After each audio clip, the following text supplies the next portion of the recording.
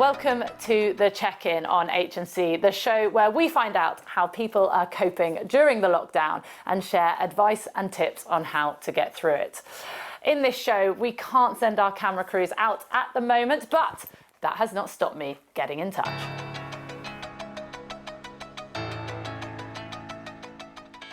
Coming up on the show, I chat to Listening to Horses star Annemarie van der Toorn, all the way from the Netherlands. And also, I'm going to chat to Dressage trainer and rider Mattie Frost. So now I'm going to catch up with international trainer Annemarie van der Toorn, who is a popular face on Horse and Country, all the way from the Netherlands. Annemarie, are you there? I am here. How are you doing? I'm all right. I'm feeling like a horse who's been put on box rest a little bit, but I live in the countryside and I'm feeling very lucky. So how is it in the Netherlands? Are you guys on lockdown like we are over here? What's going on? We have to stay at home as much as possible. So, and yeah, that's for me really important because I have a father who is almost 93 and I want to go there every single day. So I lock myself down completely. So I don't do any shopping. My husband's doing that. So I can go every day to my father to be there for him because it's like normally he was still very active and he went away in the weekend to his girlfriend. But now he's at home and I don't want him to be lonely. You know, that's not nice, is it? And over here, we are being advised. In an earlier show, I chatted to our governing body and Winnie Murphy from our British Equestrian Federation, and she advised as much as possible to limit riding and to be safe. But they've not put a ban on it, and several countries have. Canada, I think, have put a ban on riding, and a few others. In the Netherlands, what's being advised? Is different areas getting different bits of information, or are you able to see the horses still? What's the situation there?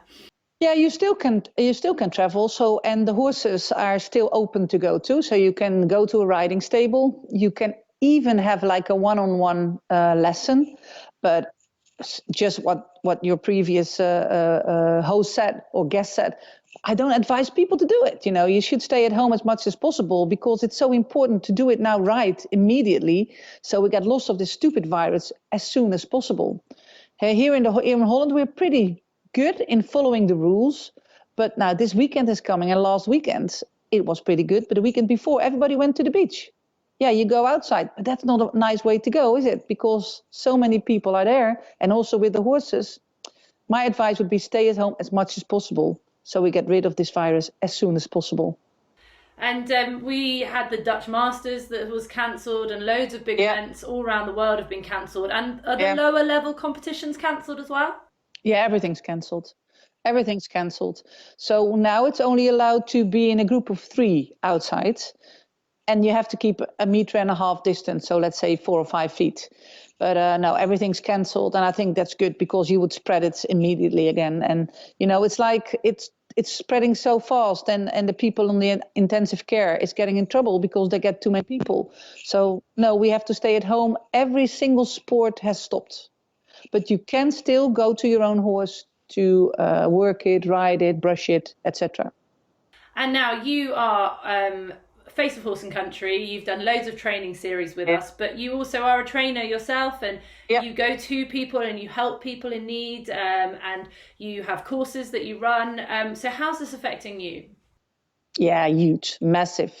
You know, first of all, our business stopped completely because we have a school with almost 400 students to learn more about horses and horse and behavior. And some people even continue to become an instructor, horse and behavior. It's an acknowledged education here in Holland.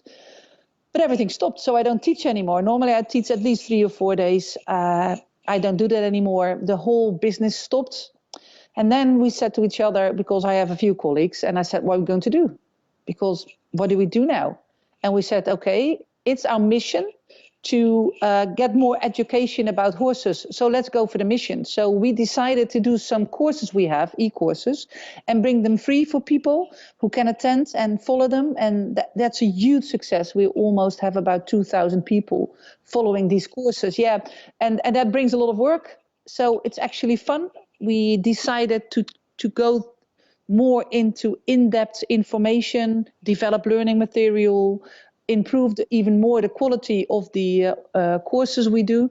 So we're extremely busy, but to be honest, I get a little bit bored now after being at home for about 2.5 weeks, only seeing my husband, talk to my children from a distance because they don't live here, go to my father. It's like, it gets harder. Today, the first day I thought, okay, I miss everything. I miss it. I miss the teaching. I miss the people. I miss the horses. But it's just, it's not in the bank at the moment.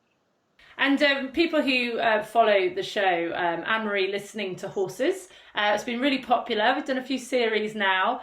But you are a people person. A lot of trainers are very good with horses, not always quite so good with people, but you are a real people person.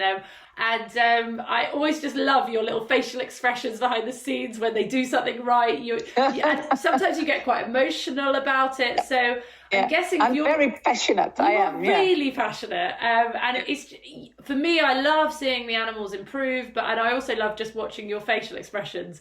So thank you. For you to be at home and not having that contact, not just with horses, but with people, must be pretty tough. Yeah, in the beginning I thought, it's not that bad. It's actually, calmed me down a little bit because I am very passionate and I'm very fanatic. So in the beginning I was like, almost feels like, and I mean that really positive, like having 3 days.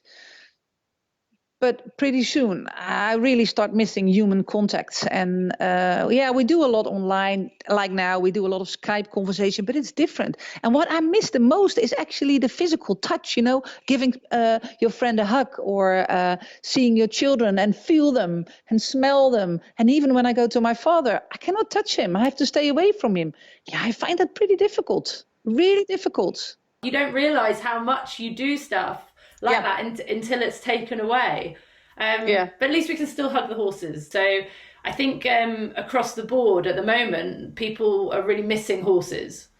Yeah, I think so too. I thought about it when you said that I'm a people person, and I think that is, I will miss the direct contact. I miss it both. But if I have to make a decision, I will miss the people first. Although I love horses, and I thought about meditation. When I work with a horse who has a challenge, I cannot think. I have to be there in the moment to see, to pick up all the signals, to understand what he's trying to tell me, how I can help him best. And that's what I love most, being not teaching. So no teaching, no owners there, just me and a horse and a challenge. That's my best moment in life. I love that because they just need your full attention. And then your mind stops thinking and you're just there, and I love it. And that's what I miss, really. Yeah, really miss. And your series that you did here in the UK, some quite interesting horses you came across and interesting people. Can you, it was a while ago, you filmed them now. Were there any that really stood out for you that you can remember? Yeah, actually, quite a lot of them. But what I never forget is that we do in one day we do 2 documentaries, and we do 2 days in a row, so 4 documentaries in a weekend. Well, I can tell you that's hard work. So then when you've done 3 and everything went well, because that's really important for me, then you get tired. You're like, okay, want to go. Okay, hope it's not that difficult and hope the circumstances are perfect. So here we come, the last one. We come there in like an English, yard, only one mountain, only grass, no trees. And in the middle of nowhere, there was this small white trailer. And the story, what huge, this pony, the white pony it was, she was trying, I think, for 7 hours. And it was a really, really small trailer. And I said to my colleague, oh, no, please, no. Oh, not for the last one. How am I going to solve this problem? And then I thought, we have to do it anyways. And it was such an amazing people. I still have contact with them. I love them so much. And then we started working, and I was working with this white pony on my big trailer. And while I was training, I was thinking, how am I going to make the transition to this really small trailer? How am I going to do this? And then I thought, okay, I'm going to use the panels. So I've never done this before. So I put panels in the trailer and made the space there smaller with my panels. And it worked like a star. And they were so enthusiastic. And later on, then you go away and you try to keep contact. Doesn't always work that way. But with these people, I did. And I get every month, I get little videos and photos that she's on competition and that they have so much fun together. Yeah, that's why I do my work. Yeah, that was amazing. Oh, and have you noticed any difference between the problems we have over here and the problems that you have in your town or in other countries that you've visited? Have we English got any different problems? I see a lot of trailer loading. No, I see the same problems, but there is a difference.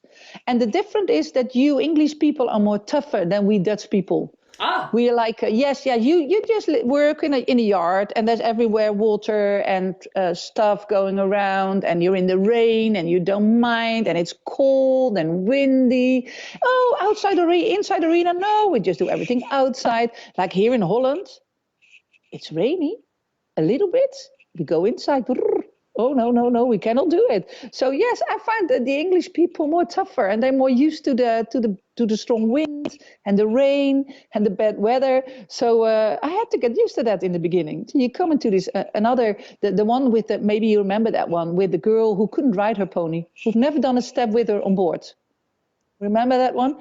And also there you open the gate and the only thing I saw was like one mountain from grass, and I had to go up, all the way up, and that was the place I was going to work. No stables, no arena, and I think about 70% of the places we were like this. In Holland, that's uncommon.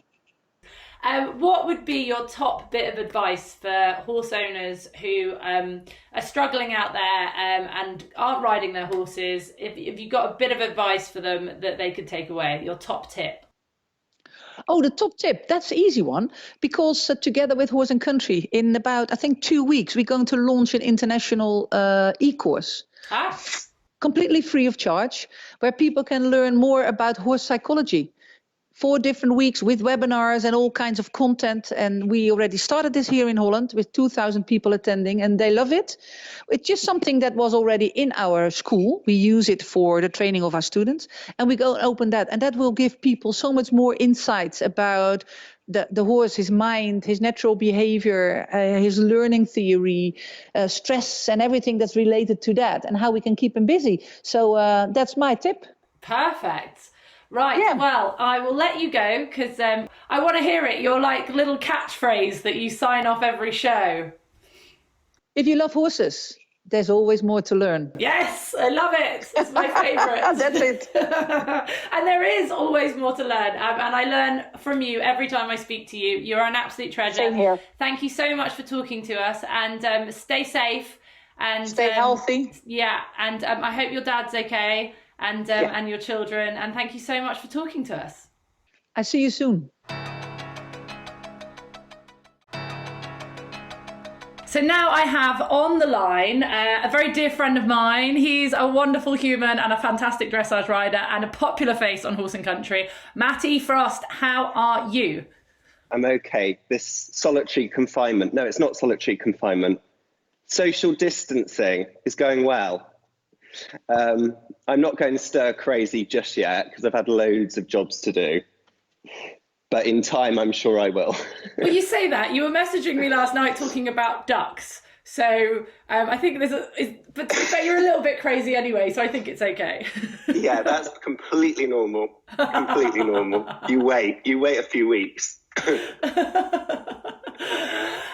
So you were meant to be doing 2 things coming up, lovely Mattie. You were meant to be going to the Winter Dressage Championships, no more, and you were meant to be filming a lovely masterclass because your first masterclass, you did a masterclass extra for me in the gorgeous sunshine. But let's talk about that first because you got a lot of response from that. People really enjoyed it, didn't they? Yeah, it was amazing. I got so many messages through sort of social media and via my website saying how much they'd enjoyed it and how much they got out of it. And when you're doing things like that, you don't really know where to pitch it because riding and dressage is such a lifetime's worth of work. So, you know, I was really, really grateful that people took the time to message me. And yeah, it was Australia, the Netherlands. Yeah, it was brilliant. I didn't get to come and play, and also my dogs didn't. I took my dogs last time and they had a great time running around your yard. What would we have had, or are you going to keep it secret? Well, it's always best to keep an element of secret because horses can do their own thing on the day. Can you remember Gstar when I was talking about going into depth with the recording last time, talking about turning, and I was thinking about so much about what I was saying. I forgot to tell Gstar to turn, and we left the arena. And I can't believe you didn't outtake that, because that was just class. And also, he was looking at the ponies in the field, wasn't he? And he was just like, my dad's not telling me to go anywhere. I'm just going to go to them. He was doing exactly what he was told to do, which was nothing. I've had, because I put a little video out on Instagram asking people for ideas. I've had quite a lot of, you know, suggestions and things, and flying changes, for example. And I get people saying, don't use the horses that can do them. You know, I want every day, you know, how do you teach a horse to fly and change? But actually to do that, that's just not 45 minutes worth of work. So you kind of got to, it's a bit like Blue Peter, here's one I made earlier, because of course you've got to be able to relate it to the final thing. But, you know, I'd be interested in explaining more the steps through of how to do it with a younger horse or a horse that's got problems. And, you know, I've obviously taught a lot of varied horses flying changes. So maybe I can talk about, if your horse does this, maybe try these exercises. So having more exercise orientated demonstrations, whereas before I was explaining a lot and showing a lot of things. Now, maybe to give you some exercises at home to try, that you can go and try with any horse to improve its awareness of you. And we'll see where we go. It depends also what horses I've got. By the time we actually film, because you know, my horses are luckily enough at the moment out in the field having a holiday because the weather's so good. But you know, we'll see where we're at. But I've got a plan, Jenny. Don't worry. And you were also meant to be going to the Winter Championships. Yeah. I'm gutted about that. Oh, and it's not too far away from you either, at Hartbury, so nice and local, so not too much travelling. Who were you taking? So I had 3 horses qualified. I've got a lovely mare called Helga, who's 8 years old, and I think she's got the highest qualification score, one of the highest. I won't blow my own trumpet, but in the country, advanced medium freestyle, and then she was going to do the advanced medium as well. And then I wanted to crack on with her to then go on and do some pre-St. George's, but I haven't really, we'll see how long this goes on for as to what my next plan is with them. And then I had Gstar, the star of the last Master Cup. Yeah, he's beautiful. He's amazing. He's gone through his Kevin the teenager phase of, I'm not actually quite going to do what you tell me to do now, Dad. And yeah, he's grown a load as well. So he's filling out, and he was just doing the novice because, again, I'd given him time to grow, and there was no point in trying to do a higher level with him. He was comfortable at novice, so he was going to do the novice. And then I've got a new horse called Delano, who I stole from my friend Sarah Gallop. He came in for training last year, and I fell in love with him. And he's about 18 too, and Sarah's about 5'6", 7, something like that. So obviously a big horse with a slightly shorter rider. So yeah, I've got him, and he did the qualified at the pre-St. George. So I was going to do the pre-St. George and then hopefully qualify for the freestyle on the Friday night. But alas, that is not going to happen. And had you been practicing pirouettes and how to remember to put them into your routines this time round? Because wasn't there one year where you thought you'd done amazing and actually forgot to turn? Thank you so much for reminding me of that, Jennifer. Yes, there was a year I had my first sort of international small tour horse. It's called Flyaway's Wish, and I'd won the pre-St. George on the Friday, which was my first sort of like gala. You know, feeling really good. You know, I'm going to go in and nail this into one. And I used the same music. He had the same music, and it was a Robert Miles children track. And it kind of became his theme. So I used the same music for the Inter One, but obviously in the Inter One, you've got to do full pirouettes as opposed to half pirouettes, 3s and 2s instead of 4s and 3s. So I'm going in and he's going well, and I'm, really confident and going for it. And then come out, everybody's clapping and cheering. I'm like, yeah, baby, that one's in the bag. Another rug, another sash. I go into the working in, and Adam's like banging his head against the wall of the working in. And I'm like, I noticed the head judge, Nick Burton, he was getting out of his box. Oh my God, are they going off to discuss how fantastic that was? Why's he got out of his box? And he's like, you did 2 right pirouettes and no left. And I'm like, no, I definitely did 2 pirouettes. He said, yes, but you did them the same way. So I'd obviously, well, I'm spitting now because I'm so, it was so embarrassing. So I got a 0 for my pirouette, and I got 5.5 for choreography, which is like times 25. So I came away with 66% as opposed to I was thinking I was going to get like 72. And the crowd were like, what? Boo, judges, boo. They don't know what they're talking about. And yeah, that was why. I love that the crowd didn't notice that you were going the wrong way around as well. But this is the thing with judging. You've got to be on the ball. There's no good sitting there going, oh, this is lovely music. Like, you've got a list of marks you've got to give them. And I think, you've got to have your eye on the ball as a rider, but also as a judge. Oh, thanks for embarrassing me with that one. Oh, you're welcome. I thought we were going to talk about getting my tractor stuck, because I've been, of course, doing all my manual jobs at home and getting all the fields sorted. I've managed to get the tractor stuck twice. Were you trying to do pirouettes in it? No, I was just trying to do a straight line, but that's not my strength.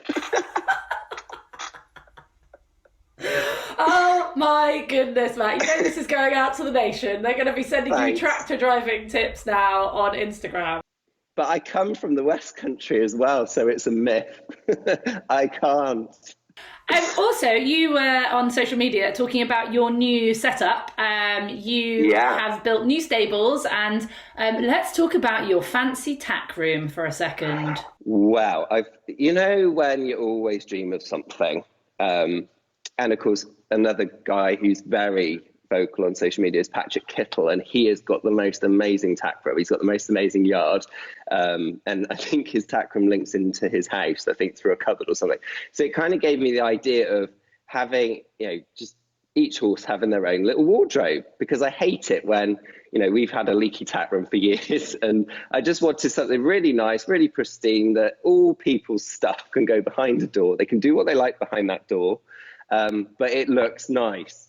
And I've got that. Mark, had a horse at livery. He's a carpenter, and he's done it to exactly how I wanted it. And new level of OCD this is. Right. Well, my last question is just to ask how my fave Gstar is getting on. Is he all right? Is he loving life? He is great. He looks amazing, actually. He's changed colour because, of course, black horses in the winter obviously get clipped, so he kind of went a bit rusty. But he's looking fantastic. He's grown into his body much more. We've had great advice with the feeding from Lorna, from Bailey's. She's really helped us with the right diet for him, because obviously it's not just a case of stuffing food into them. So really pleased with him, and he's ready now to train, if that makes sense. He's strong enough. I can start to pick up the pace with him a bit now. So watch out, Gstar. Enjoy your field time, because I am not going to be distancing myself from you for very much longer. Well, it is so lovely to catch up with you. And you. I hope this won't go on for forever, but I will no doubt be catching up with you again. So keep the Instagram stories coming, because they're keeping me very entertained. I don't know how you're doing it with those children. I'm struggling with one dog. I have 2 children, 2 dogs, and a husband to entertain and work, and You keep going with that, girl. I've got to look at it on the positive, because I'm getting to spend some wonderful time with my babies, But yeah, to all those wonderful mummies out there who are trying to work around their children, and daddies trying to work around their children, I'm feeling it. Keep going. Can I shout out to my sister and brother-in-law who have got two toddlers, and they are NHS workers. So shout out to them and shout out to everybody that is helping us through this. Oh my goodness, you're going to make me cry. I think even though this is a horrible time, that like I've chatted to you more than ever. Do you know what I mean? There's so much lovely good coming out of it. So yeah, and that's so nice that your family are kind of out on the front line. So thank you to them. Well, thank you, my darling. It's lovely to speak to you. Stay safe. You too. Look after those ponies and enjoy your gin and tonic on the veranda watching ducks tonight. I've got the rhubarb open at the moment. It's very good. Excellent. Well, enjoy that, and no doubt I'll speak to you again soon. Take care. Bye.